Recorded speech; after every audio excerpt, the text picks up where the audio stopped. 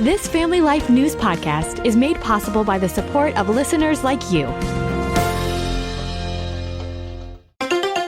Next on the 5 o'clock report. The heat is on these next several days and nights. If you can cool off quickly within 30 minutes or less, things are going to be okay. Men and women are different, but really more than anything else is that if we're going to have women's sports, they're worth protecting. Now, let's go to the newsroom. Firecracker weather and legal fireworks from the High Court. Good afternoon. Thank you very much for joining us. I'm Mark Webster. Twin top stories to begin with this afternoon, starting with our sticky, steamy, sultry weather. The heat is on these next several days and nights. Intensely hot and humid weather is expected, with temperatures soaring into the 90s the next 2 or 3 days and humidities making it feel over 100 each afternoon. That's our meteorologist, Kevin Williams. Central and northern New York also under a severe thunderstorm watch this afternoon. How to best cope with the high heat and humidity? Dr. Patrick Ryan is with Piedmont Medical Center. Most of the time, if you can cool off quickly within 30 minutes or less, things are going to be okay. But if you start having the worst headache of your life, you're vomiting, or you stop sweating especially, it's important you seek medical attention. We'll get Kevin's forecast for your area during this newscast. Now to our other big story. Ahead of America's 250th anniversary this weekend, the U.S. Supreme Court providing some fireworks this morning. In one of the biggest decisions, they upheld bans on so-called transgender athletes in girls and women's sports in Idaho and West Virginia. Those challenging the bans argue they violated their 14th Amendment equal protection guarantee, but the court held that West Virginia did not violate Title IX, which bars educational programs that receive federal funding from discriminating based on sex. Former UPenn swimmer Paula Scanlon tells Fox News. I was a swimmer at the University of Pennsylvania, and they allowed a 6'4" tall man named Leah Thomas to join my team. And in that, I learned that it felt unfair. Men and women are different. But really more than anything else is that if we're going to have women's sports, they're worth protecting. Justices also came out with a highly anticipated ruling on President Trump's executive orders seeking to limit birthright citizenship. The 6-3 decision reaffirms the Supreme Court's 1898 ruling that except for the children of ambassadors, all people born in the U.S. are citizens under the 14th Amendment. Chief Justice John Roberts was joined in his opinion by fellow conservative Amy Coney Barrett and the court's 3 liberal justices, while Trump appointee Brett Kavanaugh said he agreed with the outcome of the case. The court's 3 other conservatives, Clarence Thomas, Samuel Alito, and Neil Gorsuch, dissented. ABC's Stephen Portnoy. Looking ahead to next term, the Supreme Court will decide whether AR-15 and similar rifles are protected by the Second Amendment, hearing challenges to bans on those weapons in Connecticut and Chicago. The fate of U.S.-Iran talks expected to take place in Qatar this afternoon, still up in the air last we heard. President Trump posting on social media that Iran requested a meeting following the latest round of shooting between U.S. and Iran in the region. Iran's foreign ministry, though, denies that any high-level talks were planned for the meeting today, but said it was sending a delegation to Doha to discuss unfreezing Iranian assets. Retired General Jack Keane tells Fox. June the 14th, we got a deal. The one agreement was Straits of Hormuz will be opened by the Iranians. The United States will remove the naval blockade. We removed the blockade, and within days, the Iranians begin to do what? Control the Straits of Hormuz. Meantime, in Israel, there are reports that the IDF has been tasked with preparing its own strike plan against Iran, just in case. Still racing to try to find some survivors in Venezuela after those major earthquakes. The death toll at last check, 1,700 plus. The number of missing in the tens of thousands. Back in the U.S., Republican Representative Thomas Kean Jr. of New Jersey is back on Capitol Hill. That's following a 4-month-long absence due to a medical issue. Kean, in remarks on the House floor, said he was diagnosed with depression. The doctors recommended that I remain in the hospital to address my illness. They explained to me that this would be the fastest way to recovery. And to be honest, I was hesitant. I didn't think that I had time for it. Kaine missed more than 100 votes during his absence. And to China, the persecution of Christians continues. 2 weeks ago, the Chinese government raided Early Rain Covenant Church, arresting 30 people.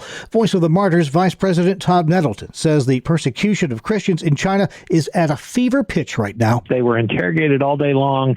Eventually, most were released, but 2 of the church elders have been put on administrative detention. What that means is they can be held for up to 15 days without any charges, without going before a judge, anything like that. Interestingly, the meeting that was raided was about 100 miles from the city of Chengdu, which is the city where the church is based. And I'm not clear. I'm trying to get some more information about, was this some kind of a retreat, or do the church members regularly have to travel 100 miles from home to try to avoid being raided by police? I don't yet know the answer to that question, but this is certainly a church that has had a lot of pressure and a lot of persecution by the Chinese authorities. The pastor of that church is currently serving 9 years in a Chinese prison for sharing the hope of Christ. Still to come here on the 5 o'clock report, a recap of our top regional stories, a sneak preview from our Independence Day special, and we'll hear the story of one very resourceful school resource officer. All coming up after Weather with Kevin.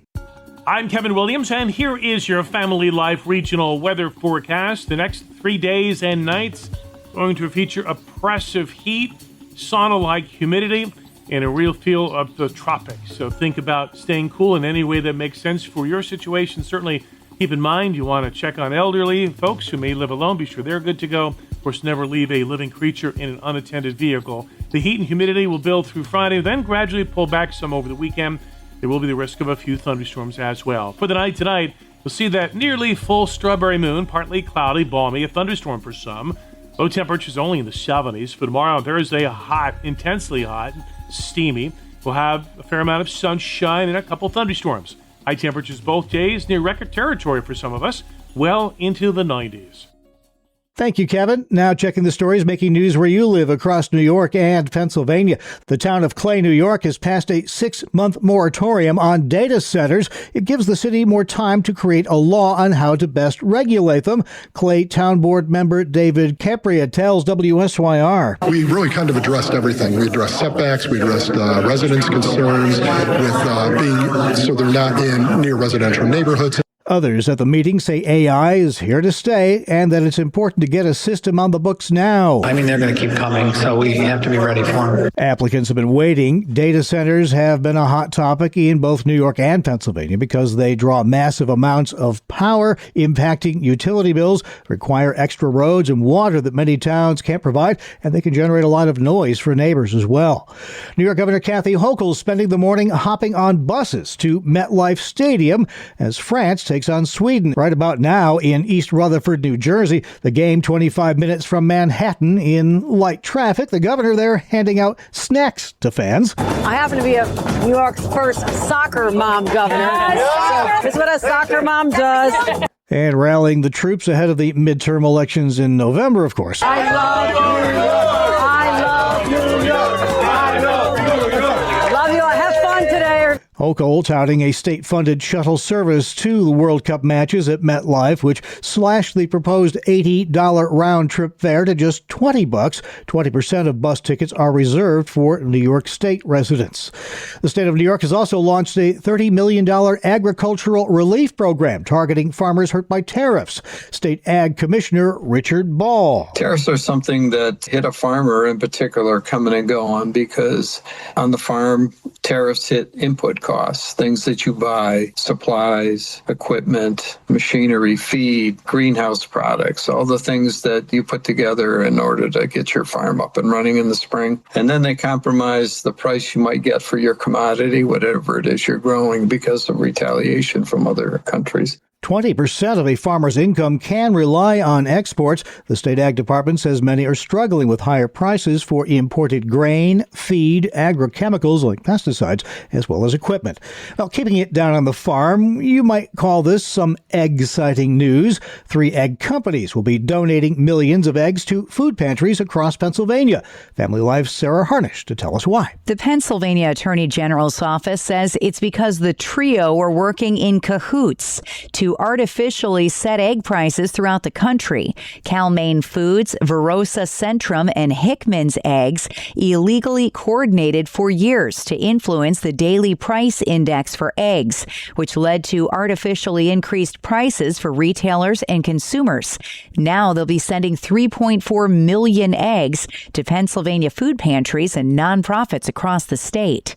Sarah Harnish, Family Life News. Thank you, Sarah. Well, up next, another sneak preview of our upcoming special feature on America at 2:50. The Family Life News team has interviewed a trio of experts taking us back to July 4th, 1776 in honor of America's upcoming birthday. One of those experts is American historian and Hillsdale College professor Dr. Bradley Birzer. He has some insights he shared with our Sarah Harnish into the man known as the father of our country. If you had to pick one person and share their story for July 4th that you want everybody to have in their head, what would that one story be? I would stress that we were so blessed with George Washington, that he really was a man in every way. He had his faults. He's not perfect, but he reached manhood in a way that I don't think any other American, I would say maybe Abraham Lincoln and Ronald Reagan, come close. But I think that George Washington was such an incredible leader. It's not surprising that in his own day and age, he was the most famous person in Western civilization, but also a devout Anglican, a vestryman in the Anglican Church, a devout Christian, just incredible. Everything with Washington is even greater than the myth we've been told about him. Mm-hmm. Why would you say that? Well, let's put it this way, and it's going to sound strange, Sarah, because it's a failure. But when George Washington evacuates Long Island, he is absolutely no exaggeration. He is the last guy off the island. He is watching British troops march inevitably towards him, and he makes sure that every other soldier is safe. It's a failure. We had to evacuate. And yet, when you think about George Washington's character, that he would, as the commanding general, be the last guy off the island, that just gives me chills every time I think about what a man of integrity. Just incredible. What a blessing he was for us. God truly, truly graced us with that man. Imagine, for example, on March 15th of 1783, he's offered a dictatorship by the military, and he does not accept it. He goes before his men and he tells them, we are better than this. You are worthy of something greater than a dictatorship, and we must keep faith in the republic. What other man in modern history would give up a dictatorship? That's incredible. And it just speaks to, again, what I would consider to be providential, his virtues. He truly was a man's man. It's doing the right thing when nobody is looking. True freedom, right? Exactly, Sarah. Exactly. Our Sarah Harnish with Hillsdale College professor Dr. Bradley Birzer. And we have so much more to share. Listen for our special Independence Day feature on Friday at noon and again on Independence Day, and then catch it again online because you can hear all of our Family Life original news features at Apple Podcast, YouTube, Spotify, and FamilyLife.org. This is the 5 o'clock report on Family Life. Blended families often face more than emotional adjustments. They face financial complexity. Hi, I'm Rob West with another Faith and Finance Minute. When two people marry later in life, they may bring children, assets, debts, businesses, and past experiences that shape how they view money. So conversations about money often touch deeper issues like trust, responsibility, and caring for loved ones. That's why some couples create what's called a togetherness agreement, a plan for discussing key decisions before conflict arises. How will accounts be managed? How will assets be passed on? Proverbs 24:3 says, by wisdom a house is built, and by understanding it is established. And when couples plan together, they don't just organize money, they help build a stronger home.